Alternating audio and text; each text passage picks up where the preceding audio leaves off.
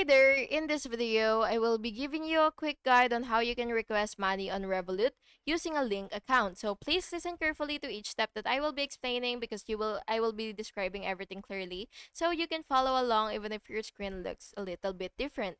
So before starting, you have to make sure that you have the correct plan or the version that supports this feature so that you will have the full access to everything you need. So once you're on your Revolut, what you will have to do is log in using your existing credentials, of course, or sign up if you don't have one yet. So after logging into your account, what you will do is go to the payment section and then go ahead and click request. And after clicking request, what you will do is choose link bank account and then you will just have to select recipient.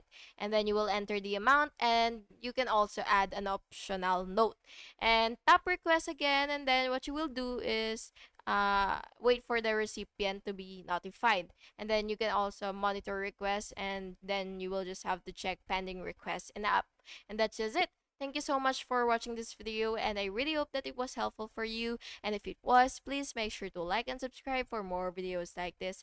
Thank you and have a good day.